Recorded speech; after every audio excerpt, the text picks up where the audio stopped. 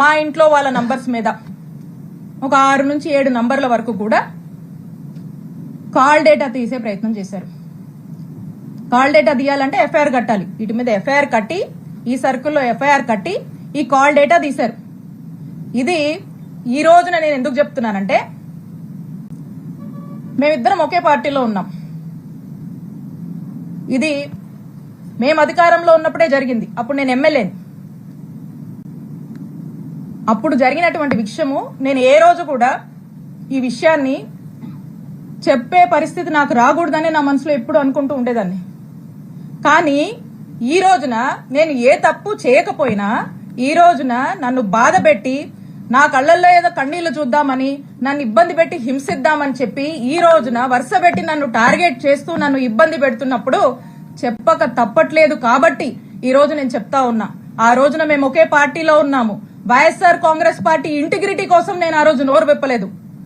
ఈ రోజున కూడా నేను చెప్పాలనుకోలేదు, కానీ చెప్పే పరిస్థితులు ఏర్పడ్డాయి కాబట్టి నేను చెప్తా ఉన్నాను. ఒకసారి ఆలోచన చేయండి. ఒకే పార్టీకి సంబంధించినటువంటి ఎంపీ, అక్కడున్నటువంటి ఒక బీసీ మహిళ, ఒక ఎమ్మెల్యే మీద కాల్ డేటా తీస్తారండి? కాల్ డేటా అనేది ఒక వ్యక్తి ప్రైవసీకి సంబంధించినటువంటి విషయం. నా ప్రైవసీ అంటే నా జీవితం, నా వ్యక్తిగత జీవితంలోకి రావాలనేటువంటి ఎందుకంత నీచపు ఆలోచన వారికి వచ్చిందో నాకు తెలీదు.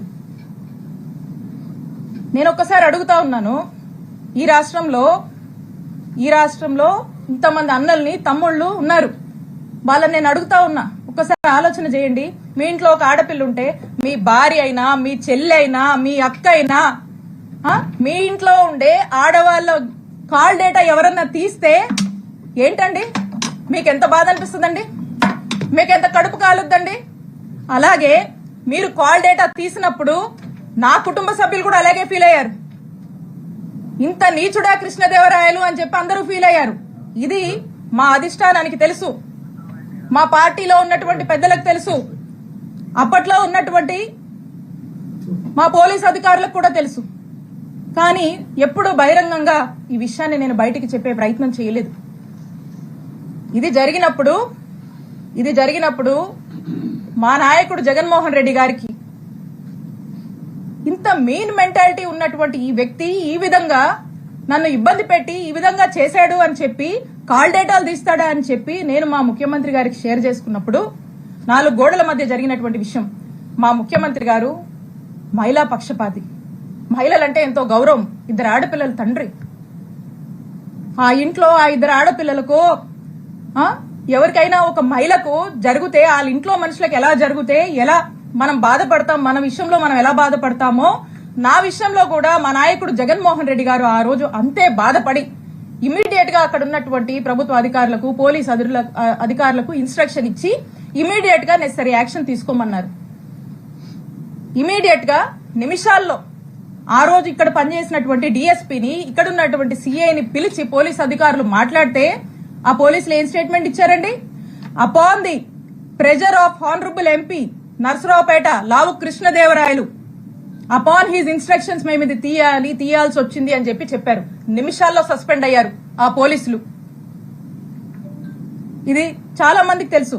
ఇదేదో వీళ్ళేదో కట్టుకదల్లి నా మీద ఏమాత్రం కూడా పస లేకుండా, సబ్స్టెన్స్ లేకుండా నా మీద ఏదో కేసు పెడితే నేను మాట్లాడట్లేదండి. నేను ఇదిగోండి, ఆ ఎఫ్ఐఆర్ కాపీ కూడా ఉంది.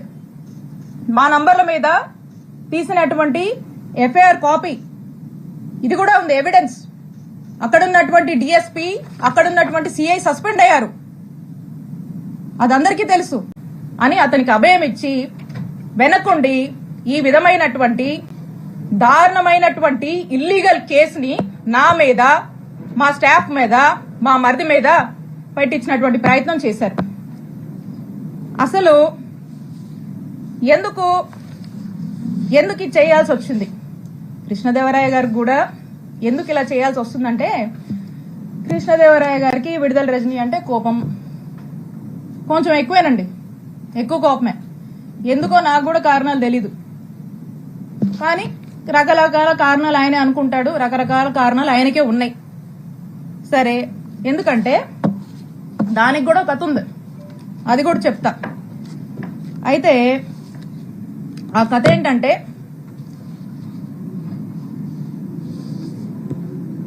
2020 వైఎస్ఆర్ కాంగ్రెస్ పార్టీ అధికారంలో ఉంది. సెప్టెంబర్ 2 వైఎస్ఆర్ గారు వర్ధంతి. ఆ రోజున గురజాల సర్కిల్ ఆ రోజున కరెక్ట్ సంవత్సరంన్నర అయింది మేము అధికారంలోకి వచ్చినప్పుడు కృష్ణదేవరాయ గారు ఏం చేశారంటే, అతనికి ఎందుకో గాని నా మీద ఎందుకు కోపమో ఏంటో ఆ భగవంతుడికే తెలియాలి, ఆయనకే తెలియాలి కారణాలు. అతని కోసం, అతని గ్రూప్ కోసం, అతను ఇక రకరకాలు ఉంటాయిలేండి. సరే, ఆయన ఏం చేశారంటే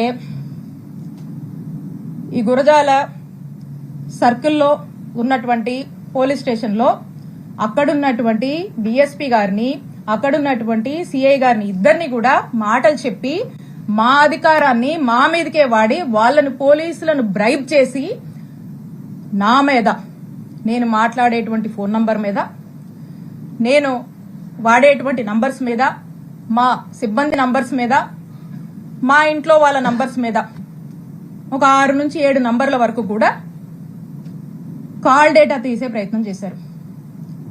కాల్ డేటా తీయాలంటే ఎఫ్ఐఆర్ కట్టాలి. వీటి మీద ఎఫ్ఐఆర్ కట్టి, ఈ సర్కిల్లో ఎఫ్ఐఆర్ కట్టి ఈ కాల్ డేటా తీశారు. ఇది ఈ రోజున నేను ఎందుకు చెప్తున్నానంటే, మేమిద్దరం ఒకే పార్టీలో ఉన్నాం. ఇది మేము అధికారంలో ఉన్నప్పుడే జరిగింది. అప్పుడు నేను ఎమ్మెల్యేని.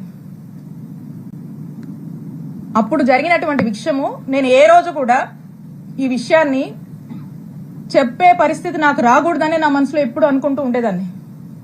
కానీ ఈ రోజున నేను ఏ తప్పు చేయకపోయినా, ఈ రోజున నన్ను బాధ పెట్టి, నా కళ్ళల్లో ఏదో కన్నీళ్లు చూద్దామని, నన్ను ఇబ్బంది పెట్టి హింసిద్దామని చెప్పి ఈ రోజున వరుస పెట్టి నన్ను టార్గెట్ చేస్తూ నన్ను ఇబ్బంది పెడుతున్నప్పుడు చెప్పక తప్పట్లేదు. కాబట్టి ఈ రోజు నేను చెప్తా ఉన్నా, ఆ రోజున మేము ఒకే పార్టీలో ఉన్నాము. వైఎస్ఆర్ కాంగ్రెస్ పార్టీ ఇంటిగ్రిటీ కోసం నేను ఆ రోజు నోరు విప్పలేదు. ఈ రోజున కూడా నేను చెప్పాలనుకోలేదు, కానీ చెప్పే పరిస్థితులు ఏర్పడ్డాయి కాబట్టి నేను చెప్తా ఉన్నాను. ఒకసారి ఆలోచన చేయండి. ఒకే పార్టీకి సంబంధించినటువంటి ఎంపీ, అక్కడున్నటువంటి ఒక బీసీ మహిళ, ఒక ఎమ్మెల్యే మీద కాల్ డేటా తీస్తారండి? కాల్ డేటా అనేది ఒక వ్యక్తి ప్రైవసీకి సంబంధించినటువంటి విషయం. నా ప్రైవసీ అంటే నా జీవితం, నా వ్యక్తిగత జీవితంలోకి రావాలనేటువంటి ఎందుకంత నీచపు ఆలోచన వారికి వచ్చిందో నాకు తెలీదు. నేను ఒక్కసారి అడుగుతా ఉన్నాను, ఈ రాష్ట్రంలో ఇంతమంది అన్నల్ని, తమ్ముళ్ళు ఉన్నారు. వాళ్ళని నేను అడుగుతా ఉన్నా, ఒక్కసారి ఆలోచన చేయండి. మీ ఇంట్లో ఒక ఆడపిల్ల ఉంటే, మీ భార్య అయినా, మీ చెల్లి అయినా, మీ అక్క అయినా, మీ ఇంట్లో ఉండే ఆడవాళ్ళ కాల్ డేటా ఎవరన్నా తీస్తే ఏంటండి? మీకెంత బాధ అనిపిస్తుందండి? మీకెంత కడుపు కాలుద్దండి? అలాగే మీరు కాల్ డేటా తీసినప్పుడు నా కుటుంబ సభ్యులు కూడా అలాగే ఫీల్ అయ్యారు. ఇంత నీచుడా కృష్ణదేవరాయలు అని చెప్పి అందరూ ఫీల్ అయ్యారు. ఇది మా అధిష్టానానికి తెలుసు, మా పార్టీలో ఉన్నటువంటి పెద్దలకు తెలుసు, అప్పట్లో ఉన్నటువంటి మా పోలీస్ అధికారులకు కూడా తెలుసు. కానీ ఎప్పుడు బహిరంగంగా ఈ విషయాన్ని నేను బయటికి చెప్పే ప్రయత్నం చేయలేదు. ఇది జరిగినప్పుడు మా నాయకుడు జగన్మోహన్ రెడ్డి గారికి ఇంత మీన్ మెంటాలిటీ ఉన్నటువంటి ఈ వ్యక్తి ఈ విధంగా నన్ను ఇబ్బంది పెట్టి ఈ విధంగా చేశాడు అని చెప్పి, కాల్ డేటాలు తీస్తాడా అని చెప్పి నేను మా ముఖ్యమంత్రి గారికి షేర్ చేసుకున్నప్పుడు, 4 గోడల మధ్య జరిగినటువంటి విషయం. మా ముఖ్యమంత్రి గారు మహిళా పక్షపాతి.